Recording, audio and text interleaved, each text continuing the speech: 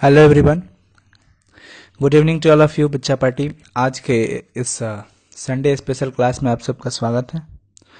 तो आज प्रीवियस हम लोग करेंगे 2018 का, बिकॉज 2020 2019 कर चुके हैं। प्लेलिस्ट में वीडियो है, आप देख सकते हो। आज 2018 का हम लोग क्वेश्चन समझते हैं कि 2018 में जो पेपर हुए थे उसके ऑब्जेक्टिव क्वेश्चन किस लेवल के थे और क्या थे।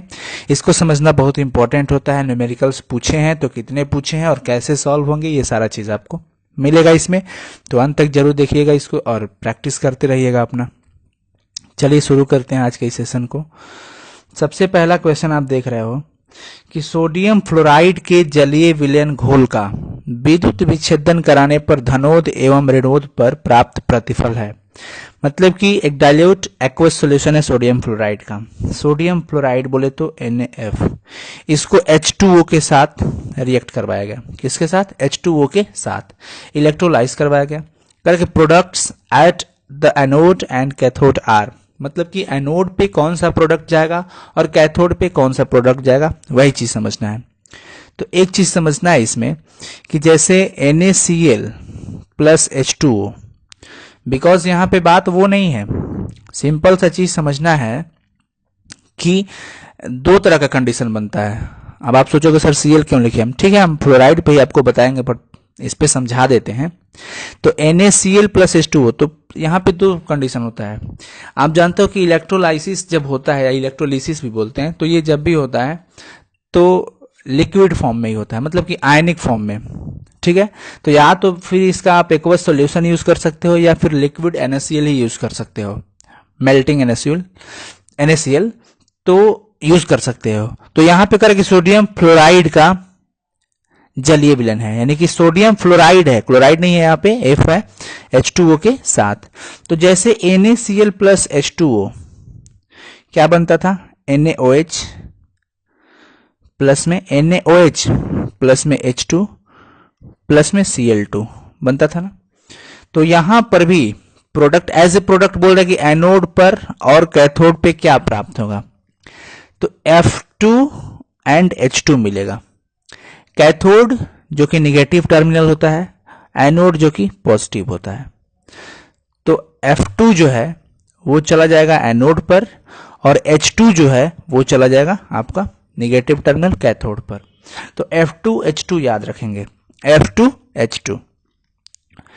क्वेश्चन नंबर 2 है कि C2 में सिग्मा एंड पाई बॉन्ड की संख्या क्या है। देखिए ये आप पढ़े होंगे, 11th क्लास का कंसेप्ट होता है, बहुत इंपॉर्टेंट है।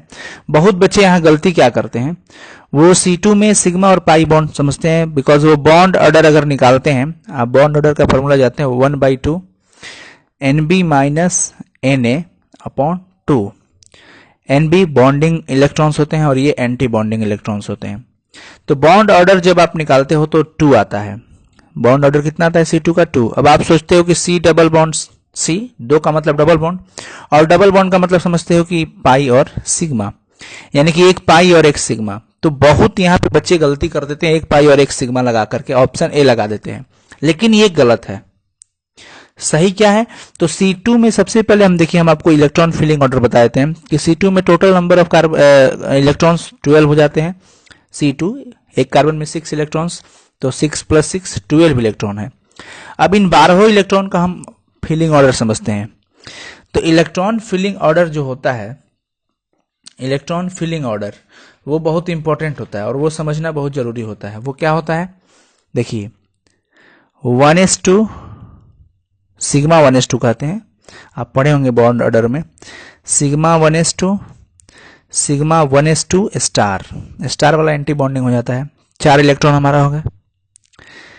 फिर sigma 2s2 sigma 2s2 star, ठीक है, 2 2 4 6 2 8। उसके बाद हमारा हो जाता है पाई, पाई 2px2 पाई 2py2, मतलब 12 इलेक्ट्रॉन हमने रख लिया।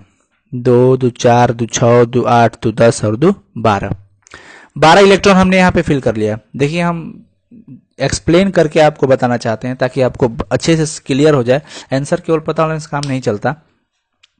तो लास्ट के जो 4 इलेक्ट्रॉन्स हैं वो देखो पाई में जा रहे हैं। कहां पे जा रहे हैं? पाई में। 2px2 और फिर 2py2। तो लास्ट के 4 इलेक्ट्रॉन्स पाई में जाते हैं, इसीलिए C2 के बीच का ये जो डबल बॉन्ड मतलब 4 इलेक्ट्रॉन्स और ये लास्ट के जो 4 इलेक्ट्रॉन्स होते हैं वो फाइनली कहा जाता है पाई में, इसलिए ओनली 2 पाई इसमें होगा। तो ध्यान रखिएगा ये एक्सेप्शनल है और C2 के फॉर्म में ये वेपर फेज में पाया जाता है, वेपर फेज होता है। कौन सा फेज? Vapour phase. तो यहाँ पे ये बहुत इंपॉर्टेंट सवाल बनता है, बहुत बच्चे यहाँ पे मिस्टेक कर देते हैं। C2 में सिग्मा और पाई बॉन्ड का जो संख्या होता है वो 2 पाई ओनली, केवल 2 पाई बनेगा, केवल 2 पाई बॉन्ड्स, ठीक है ना, 2 सिग्मा नहीं इसमें। क्वेश्चन नंबर 3, ये तो स्ट्रक्चरल चीज है, ऑर्गेनिक पढ़ोगे तो समझ में आ जाएगा। वैसे अम्लीय जलांशन यानी कि hydration aqueous, hydration in aqueous acid का रेट पूछा जा रहा है, order. Rate of hydration in aqueous acid will be in the order. Order पूछा जा रहा है ना, कौन सा ऑर्डर से, तो ये स्ट्रक्चर पे डिपेंड करता है। वैसे ऑर्गेनिक केमिस्ट्री जब आप पढ़ोगे तो आपको अच्छे से समझ में आ जाएगा, ड्यू टू टर्शियरी कार्बन ऐसा होता है। तो इसका जो सही ऑर्डर देखिए, ये वाला स्ट्रक्चर, ये वाला स्ट्रक्चर एंड ये वाला 1 2 3 आप पढ़ोगे तो वहां पे कंसेप्ट आपका क्लियर हो जाएगा। तो इसमें आपको मिलेगा कि 1 वाला में जो rate of hydration in aqueous acid वो बहुत ज्यादा है, सबसे ज्यादा है, फिर 2 वाला और फिर 3 वाला स्ट्रक्चर। तो ये वाला स्ट्रक्चर ABCD में से ऐसे डायरेक्ट कहीं नहीं मिल रहा है, इसी को घुमा करके लिखा है बी में। बी में देखो यही बात लिखा है, तो ऑप्शन बी इसका सही होगा, ऑप्शन बी, ठीक है ना। क्वेश्चन नंबर 4 देख रहे हो, किस अणु का द्विध्रुव आघूर्ण शून्य है? जीरो डाइपोल मोमेंट की बात करें तो BF3 होता है, ये याद रखेंगे। BF3 में जीरो डाइपोल मोमेंट होता है, वैसे भी लोन पेयर्स नहीं होते हैं, तो BF3 यहां पे जीरो डाइपोल मोमेंट शो करता है, इसलिए BF3 याद रखेंगे। क्वेश्चन नंबर 5, क्वेश्चन नंबर 5 क्या कर रहा है? LiCl NaCl एंड KCl मतलब लिथियम क्लोराइड, सोडियम क्लोराइड, उसके बाद आपका पोटेशियम क्लोराइड का अनंत तनु विलयन की बात कर रहे हैं, अनंत तनु विलयन समतुल्यांक सूचालक का सही क्रम पूछ रहा है। The order of equivalent conductance, the order of equivalent conductance, किसका? इक्विवेलेंट कंडक्टेंस की बात कर रहे हैं ना। Eight infinite dilution of LiCl NaCl and KCl is, ये पूछ रहा है।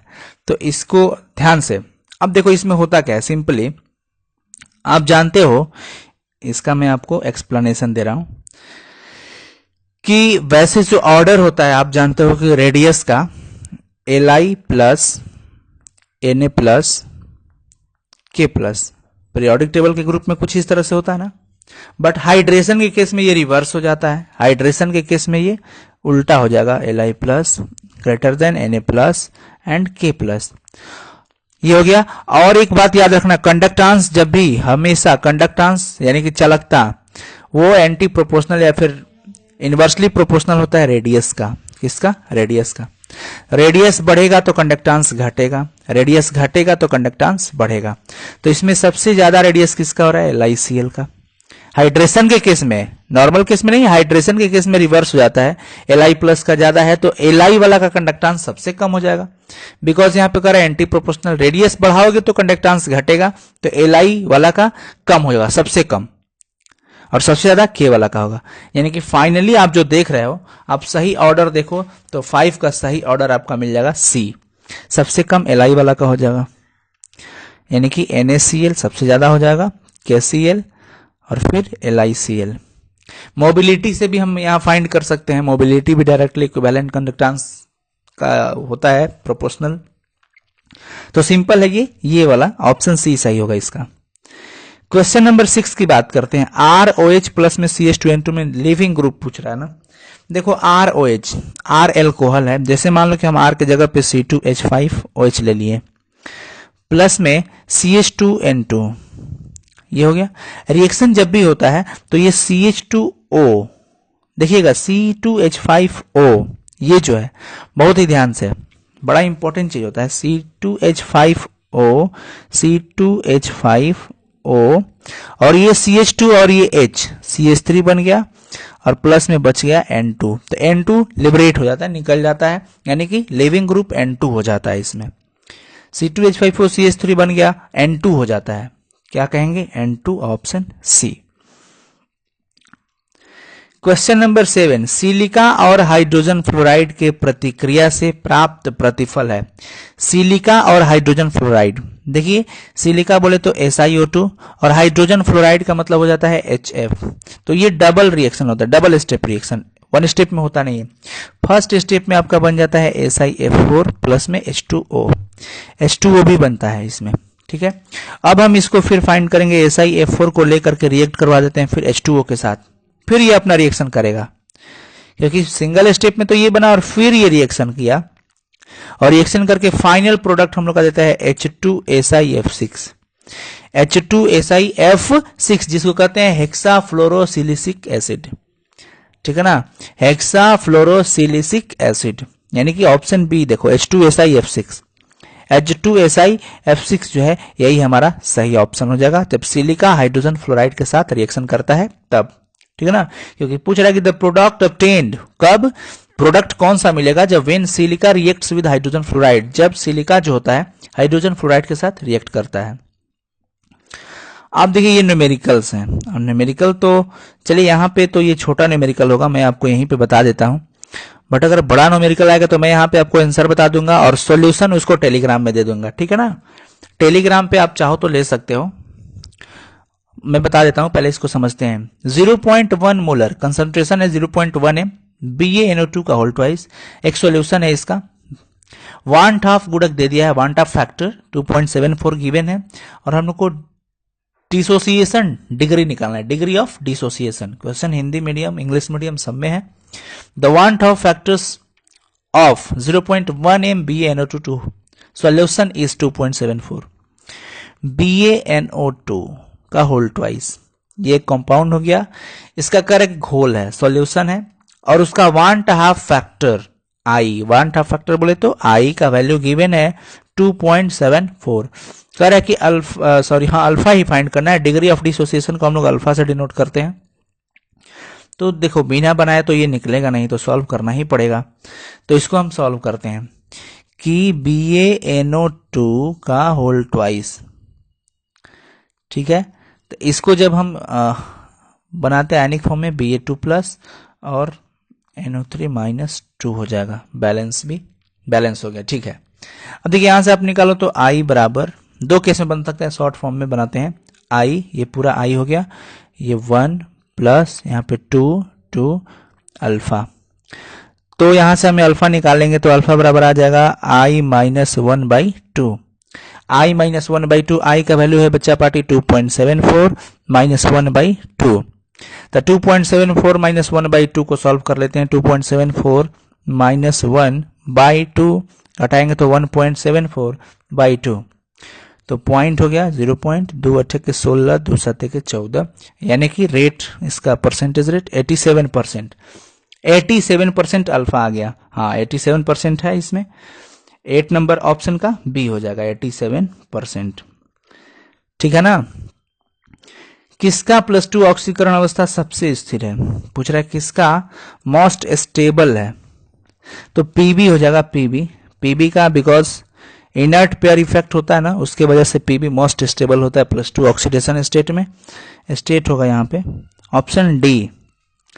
क्वेश्चन नंबर 10, ये सब तो मतलब याद कर लेना, मैं बताया भी था कि किसका भाई टेट्राहेड्रल ज्योमेट्रिकल स्ट्रक्चर है, तो इसका NiCl4 NiCl4 2 चार्ज, तो इसका टेट्राहेड्रल ज्योमेट्री पर बनता है, कोऑर्डिनेशन कंपाउंड चैप्टर है उसमें पढ़ना है इनऑर्गेनिक में, ऑप्शन ए हो जाएगा, ऑप्शन ए होगा।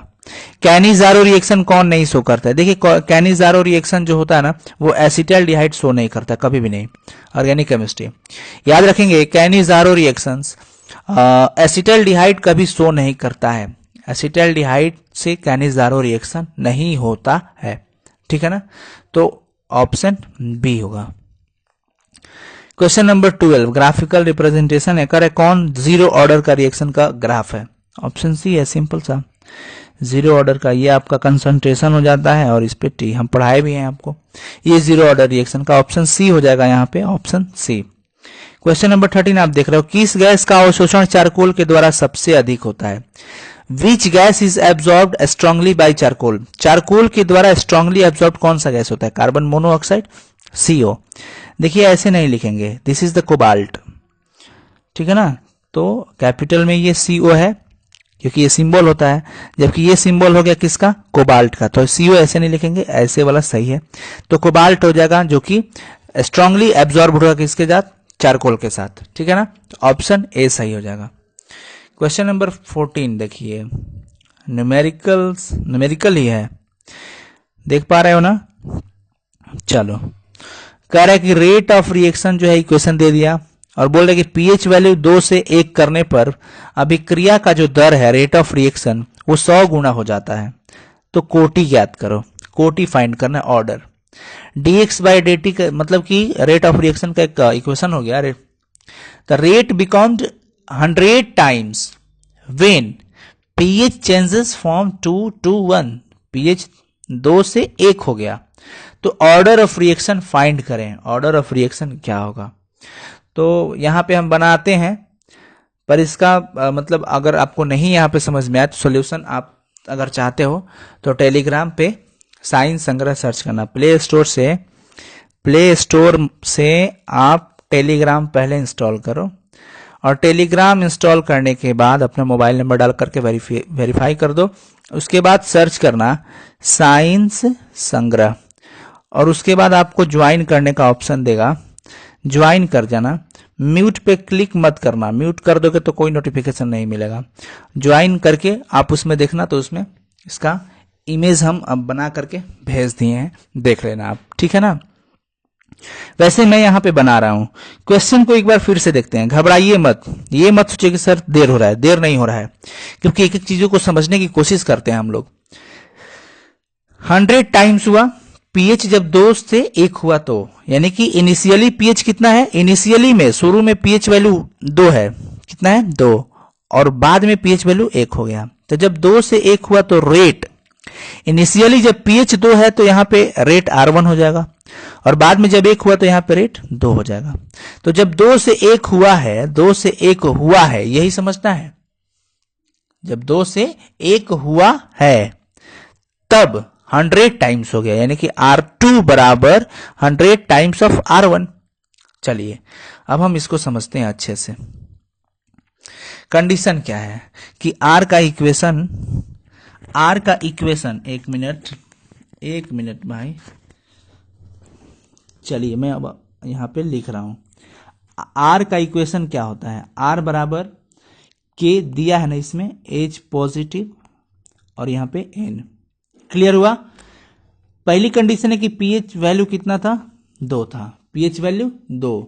तो पीएच वैल्यू जब 2 है तो यहां से आप H प्लस निकाल सकते हो। आपको पता है कि H प्लस का फॉर्मूला क्या होता है? 10 to the power minus pH, 10 to the power minus pH।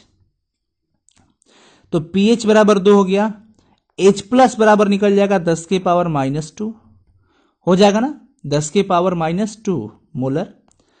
इसके पावर में n है, हमने यहां पे n रखा।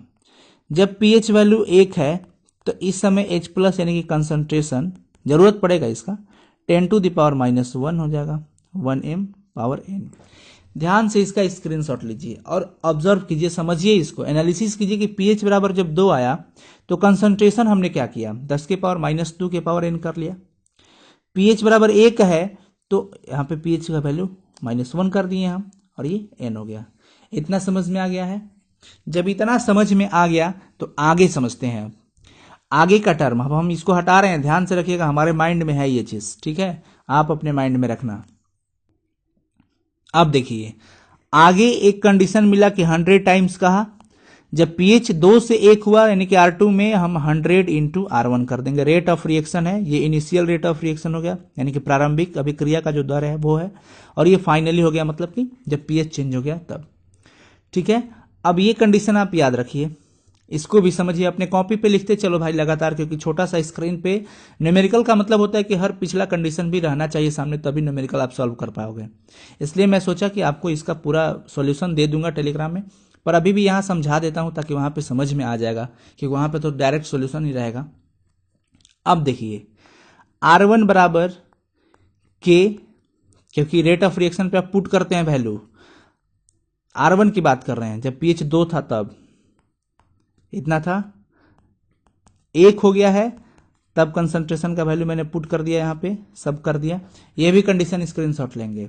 अब आप देखिए हमने इसको इक्वेशन 1 माना, इसको 2 माना। अब हम डिवाइड करेंगे 1/2, 1/2 यहाँ पे कर रहे हैं तो K से K कैंसिल हो गया, K से K कैंसिल। ध्यान रखेंगे अब R2 की जगह पे हम ये वैल्यू पुट करेंगे, R2 की जगह पे तो R1/R2 और R2 की जगह पे 100 इंटू R1 हो गया। बराबर में क्या बचा था 10 के पावर -2 बटा 10 के पावर -1 और ऊपर में पावर में n हो गया। तो R1 से R1 कैंसिल हो गया, इधर बचा 1/100। इधर भी आप सॉल्यूशन करोगे तो आपका 1/10 बचेगा, पावर में n बचा। ठीक है, तो 1/100 को देखो फिर से एनालिसिस कर लो इसका, 1/100 को आप 1/10 का स्क्वायर कर सकते हो और उधर 1/10 का पावर में n बचा था। देखिए बेस बराबर है तो पावर भी क्या हो जाता है बराबर, यानी कि n का वैल्यू 2 आ गया और n ही हमारा क्या था, ऑर्डर था। क्या है, ऑर्डर। तो ऑर्डर 2 आ गया, यानी कि सेकेंड ऑर्डर। अब ऑप्शन में देखते हैं 2 है कि नहीं, बिल्कुल है, ऑप्शन में 2 है। तो इसका फाइनली ऑप्शन ये बी सही हो जाएगा, 2 आ जाएगा। क्या आ जाएगा, 2। ठीक है ना, सॉल्यूशन करने आ गया। फिर न्यूमेरिकल मिल गया। न्यूमेरिकल मतलब इसमें ज्यादा पूछा है, इसलिए आप न्यूमेरिकल में भी अपना प्रैक्टिस करो, न्यूमेरिकल बहुत इंपॉर्टेंट है। बेरियम सल्फेट का संतृप्त घोल का समतुल्य सुचालकता 400 ohm inverse centimetre square and equivalent inverse और विशिष्ट सुचालकता समतुल्य इक्विवेलेंट कंडक्टांस है और ये स्पेसिफिक कंडक्टांस है, इतना दे दिया है। करे केएसपी निकालो।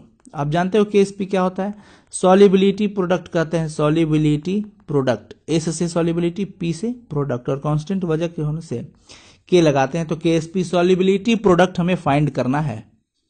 ठीक है ना, क्या निकालना है, सॉल्युबिलिटी प्रोडक्ट। देखिए कैसे निकलता है ये सॉल्युबिलिटी प्रोडक्ट कैसे निकलता है ये समझिएगा। यहाँ पे क्या क्या दिया है वैल्यू, स्पेसिफिक वाला में दिया है 8 × 10 के पावर -5 और इक्विवेलेंट जो 400 दिया है। तो जो वैल्यू है पहले हम उसको यहां पे लिख लेते हैं, इसका भी सॉल्यूशन मिल जाएगा आपको, टेंशन मत लीजिएगा। के स्पेसिफिक वाला कप्पा बोलते हैं, ये हो गया। यहां पे यूनिट भी है, ओम इनवर्स सेंटीमीटर इनवर्स। अब देखिए उसके बाद इक्विवेलेंट वाला दे दिया है कितना, 400 ohm inverse cm² equivalent inverse, ये वैल्यू दी दिया है। और हम लोग को निकालना है KSP बराबर वाट। क्या करना है, KSP निकाल देना है। क्या निकालना है, KSP। चलो इतना आप भाई वैल्यू लिख लो, उसके बाद सॉल्यूशन करते हैं इसका। तो पहले हम सॉल्युबिलिटी निकाल लेते हैं, मोलर कंडक्टेंस में पहले हम निकाल लेते हैं। इक्विवेलेंट तो दिया है मोलर वाला, हम पहले सॉल्युबिलिटी ही निकाल लेते हैं। तो वो हमारा निकल जाता है, आपका फॉर्मूला आपको पता है, सॉल्युबिलिटी है, जो सॉल्युबिलिटी निकल रहा है ये 1000 इंटू कप्पा K/C। ठीक है ना, समझते हो कि नहीं समझ पा रहे हो, ये इक्विवेलेंट वाला है C। तो 100 इंटू 8 इंटू 10⁻⁻5 बटा में 400। सॉल्यूशन 2 0 से 2 0 कैंसिल, 4 दूनी के 8, तो 2 × 10 के पावर, सॉल्युबिलिटी हम समझते हैं 2 × 10 के पावर -4 निकल गया। अब हमें क्या निकालना है, KSP। तो KSP हमें निकालना है, इक्वेशन हो जाएगा आपका, ध्यान रखना होगा। यहां लिखते हैं BaSO4 है तो Ba + 2 एंड SO4 पे 2 माइनस हो जाएगा। तो ये S इंटू S स्क्वायर हो जाएगा। चलिए KSP होगा S² सॉल्युबिलिटी का, तो 2 × 10 के पावर -4 का स्क्वायर कर देंगे तो 4 × 10 के पावर -8 m² आ जाएगा। तो फाइनली देखते हैं कि ये ऑप्शन है कि नहीं। ए नंबर ऑप्शन है आपका, ए नंबर यही है, ऑप्शन ए सही हो जाएगा। ठीक है, क्वेश्चन नंबर 16, एक कार्बनिक यौगिक जो आयोडोफॉर्म जांच दिखलाता है और टॉलेंस अभिकारक के साथ भी धनात्मक जांच देता है, तो वो यौगिक कौन सा है। कह रहा है कि एक ऑर्गेनिक कंपाउंड है जो कि आयोडोफॉर्म टेस्ट देता है और पॉजिटिव टेस्ट देता है टॉलेंस रिएजेंट के साथ, तो वो कंपाउंड कौन सा है, ये पूछ रहा है। तो वो जो कंपाउंड है जो देता है, आप ध्यान रखना टॉलेंस के साथ कभी भी एल्डिहाइड ही देगा। कौन देगा? एल्डिहाइड। तो 16 का आप देखो एल्डिहाइड है कौन, स्ट्रक्चर आप देखो, इसमें OH है तो ये एल्डिहाइड है नहीं। यहाँ पे CO है, कीटोन वाला फॉर्म है, ये भी OH है, एल्कोहल है। एल्डिहाइड यहाँ पे है CH3CHO, टॉलेंस रिएजेंट की बात है तो एल्डिहाइड। ऑप्शन ए सही हो जाएगा। ठीक है, आप पढ़ोगे तो बहुत चीज आपको पता चलेगा, बट ये हम लोग का प्रीवियस पेपर है तो प्रैक्टिस करने से कुछ बेहतर होगा, और क्या लॉस थोड़ी जाएगा, कुछ सीखेंगे ही। अब इसका नोमेनक्लेचर करना, IUPAC नाम, यूपैक नेम देना है। तो इसका IUPAC कोऑर्डिनेशन कंपाउंड का है तो H2 हाइड्रोजन हो गया, Cl6 है तो हेक्साक्लोरो हो जाता है, और प्लेटिनेट हो गया PT के लिए। और उसका कोऑर्डिनेशन नंबर हम निकाल लेते हैं PT का, तो वो 4 आता है। तो हम यहाँ पे A यानी कि फाइनली ऑप्शन A कह देंगे A। क्वेश्चन नंबर 18 आप देख रहे हो, क्वेश्चन नंबर 18 जो कि बहुत ही इंपॉर्टेंट है।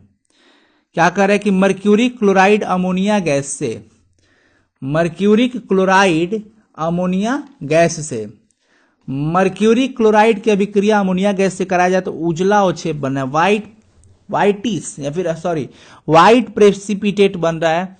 तो करेक्ट कौन सा वो कंपाउंड है जो प्रेसिपिटेट बना है, उसका फॉर्मूला बताओ। तो मर्क्यूरी क्लोराइड का मतलब हो गया Hg2Cl2। रिएक्शन कराना है NH3 के साथ, अमोनिया के साथ।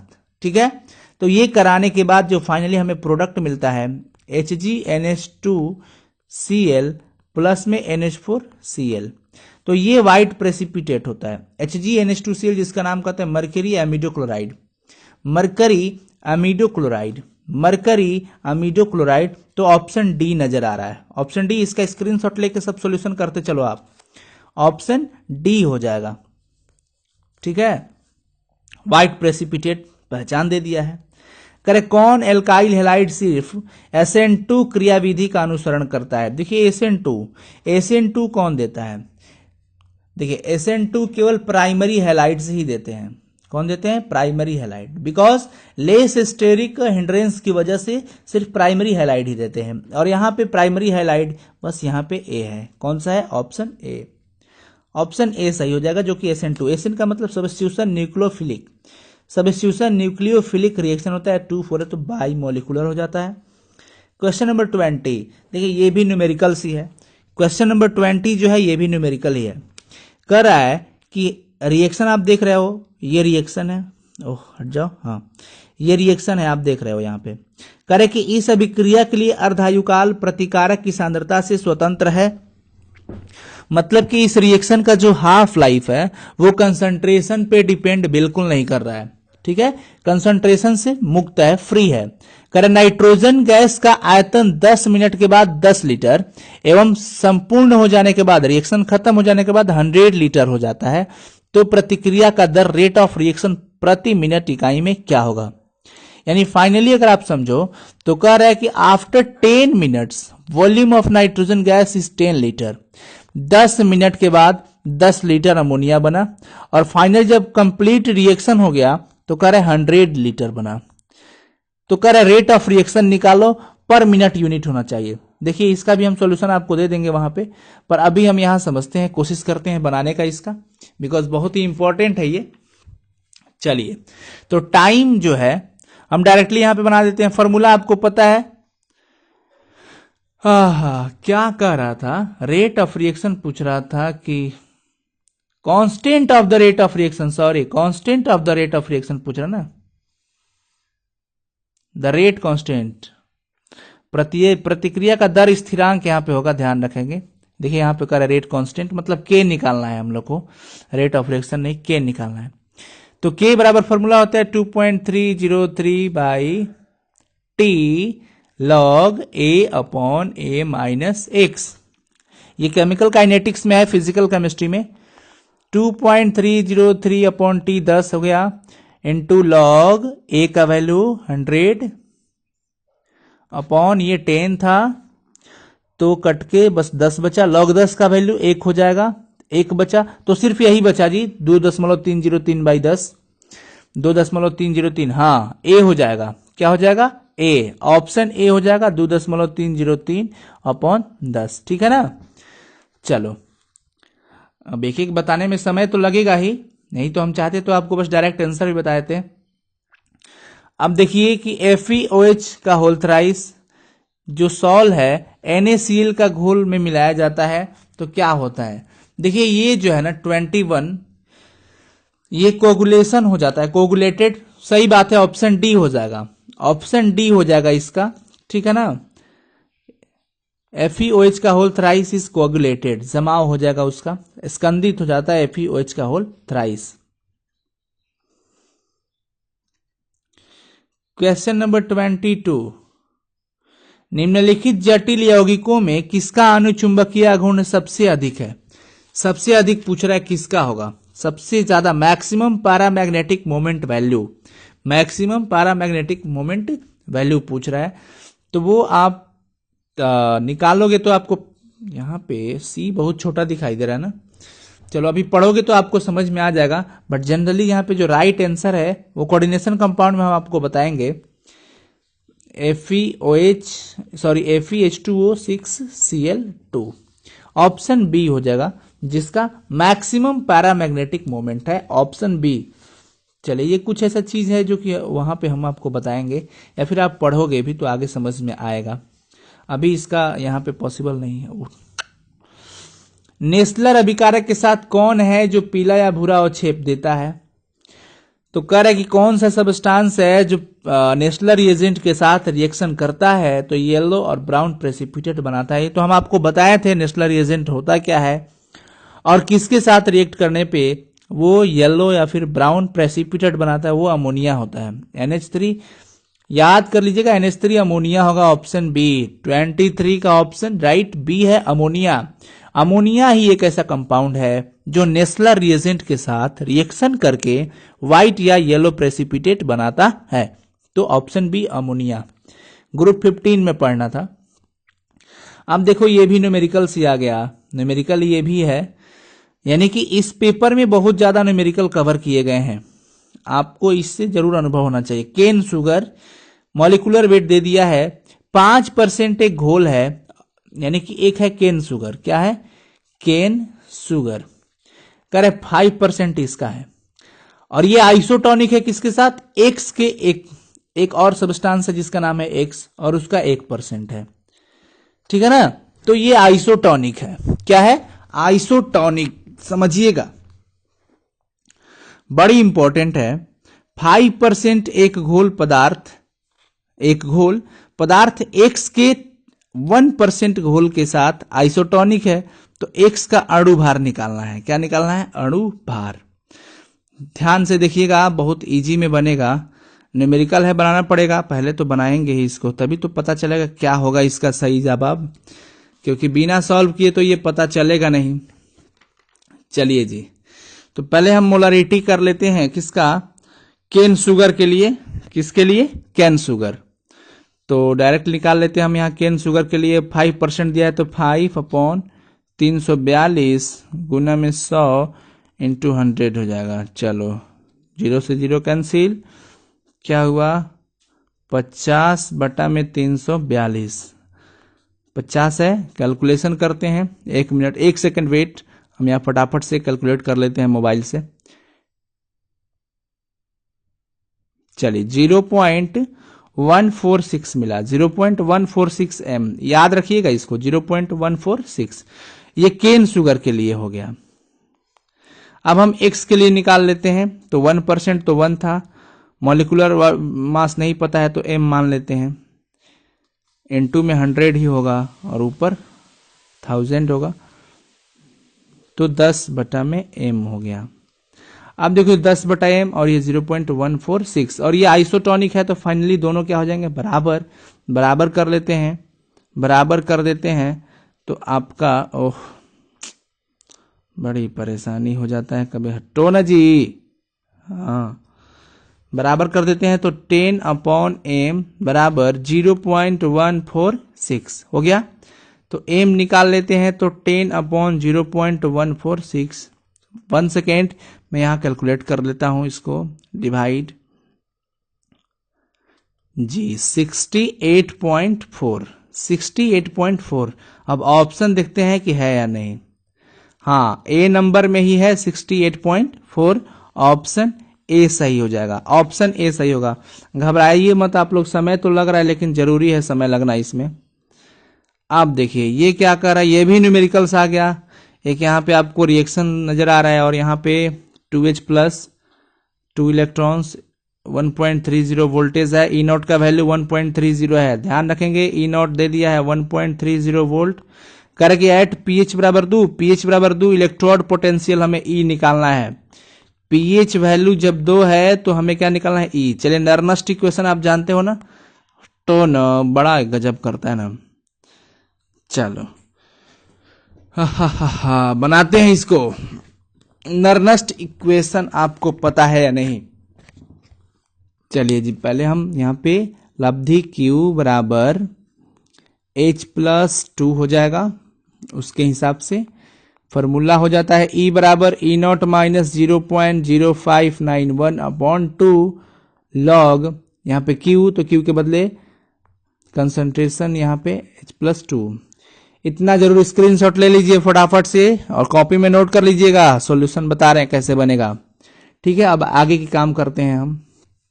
अब देखिए इसके आगे E बराबर E नॉट माइनस 0.0591/2, ठीक है। और लॉग H प्लस के पावर 2 था तो उसको हम कर देते हैं 2 लॉग H प्लस, क्योंकि आप फॉर्मूला जानते हो लॉग M के पावर n, तो पावर वाला पहले आ जाता है, n लॉग m हो जाता है। उसी तरह से लॉग H प्लस के पावर 2 था यहाँ पे, तो हम इस 2 को यहाँ पे लेते आए हैं। फॉर्मूला जो लगा वो लगा दिए, 2 से 2 ये कैंसिल आउट हो गया। E बराबर E not minus 0.0591 into log H plus, log H plus. तो अब देखो कि pH बराबर फॉर्मूला होता है, pH बराबर, देखो इतना स्क्रीनशॉट लो। अब यहां पे मैं बता रहा हूं कि pH बराबर होता है माइनस लॉग H प्लस। तो लॉग H प्लस बराबर हम क्या लिख सकते हैं, माइनस pH लिख सकते हैं ना। हाँ जी, चलिए तो फाइनली E बराबर E नॉट माइनस 0.0591 इंटू, अब यहां पे हम माइनस pH लिख रहे हैं, pH उसके बदले, क्योंकि log H प्लस था तो माइनस pH हो जाएगा। E बराबर E नॉट माइनस माइनस ये मिलकर के प्लस हो गया और फाइनली 0.0591 इंटू pH का वैल्यू 2 दिया था, E नॉट का वैल्यू आपको दिया था 1.30, और इसको कैलकुलेट करके यहां पर लिख देते हैं। तो 2 एकम 2, 18 के 8, 10 11, 0.0 ही होगा, इतना ऐड कर देते हैं। ऐड कर, 1 मिनट कैलकुलेशन यहां पे आप करो, फिर से करते हैं। E बराबर E नॉट था प्लस में 0.0591 इंटू 2 था। मैं इसका अभी तुरंत कर रहा हूं कैलकुलेशन। कहाँ गया मेरा मोबाइल, कहाँ? अच्छा 1 मिनट बच्चा लोग रहो, बस तुरंत से कर लेते हैं। टुंग टुंग टुंग टुंग टुंग टुंग टुंग टुंग टुंग 0.591 इंटू के 2 हो जाएंगे तो 1.182 हो जाएगा। क्या हो जाएगा? 1.182, और इसमें फाइनली ऐड कर देंगे ये वाला, तो ठीक है। कितना दिया था, यहाँ पे कुछ मिस्टेक हो रहा है क्या? 1 मिनट, मैं जरा क्वेश्चन को एक बार फिर से देख लेता हूं। एकदम सही है, ठीक है, हम लोग सही गए थे।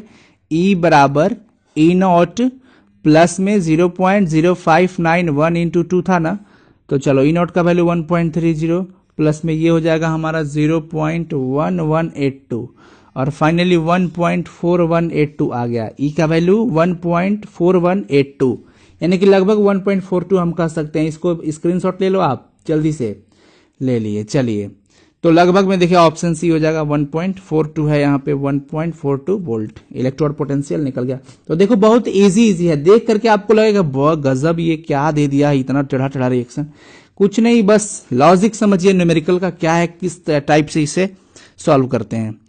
क्वेश्चन नंबर 26 पे चलिए। एक कार्बनिक यौगिक है जो कि बेंजीन सल्फोनाइल क्लोराइड से प्रतिक्रिया करता है। प्रतिक्रिया बोले तो रिएक्शन करता है तथा प्राप्त प्रतिफल जलीय NaOH में घुल जाता है। तो यौगिक क्या है?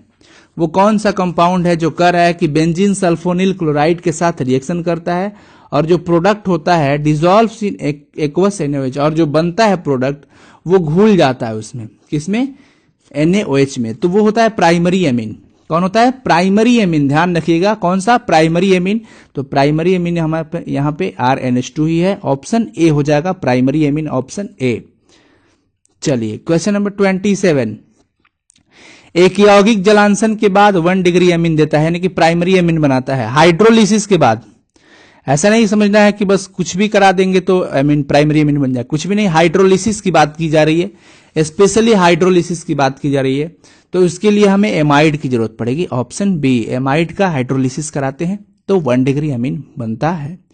क्वेश्चन नंबर 28 आप देख रहे हो। इसमें ये जो रिएक्शन है कि RC+X रिएक्शन हुआ और इस तरह के प्रोडक्ट बने, ठीक है, यानी कि एल्डिहाइड बना, RCHO एल्डिहाइड, और प्लस में हाइड्रोजन हैलाइड निकल जाता है।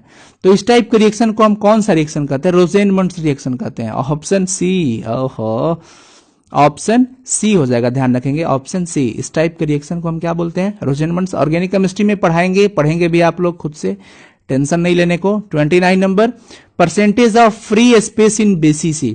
BCC में फ्री स्पेस की बात करें तो 68% तो पैकिंग एफिशिएंसी होता है उसका। तो 68%, तो ये तो भर जाता है, तो खाली कितना हो जाएगा?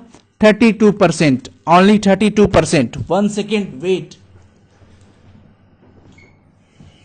32% हो जाएगा। ऑप्शन इसका ए हो जाएगा, ऑप्शन ए राइट है। क्वेश्चन नंबर 30 की बात करते हैं। 30 नंबर क्वेश्चन देखेंगे। एक धातु रवाकरण हेक्सागोनल क्लोज पैकिंग संरचना में होता है। किस संरचना में है? HCP में है। तो धातु की उप संरचना HCP में आपको पता है कोऑर्डिनेशन नंबर कितना होता है?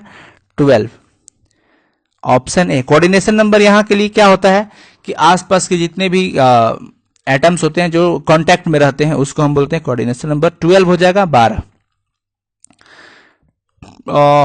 31, निम्नलिखित में कौन यौगिक केंद्र स्नेही यौगिक प्रतिक्रिया के लिए सबसे ज्यादा प्रतिक्रियाशील है?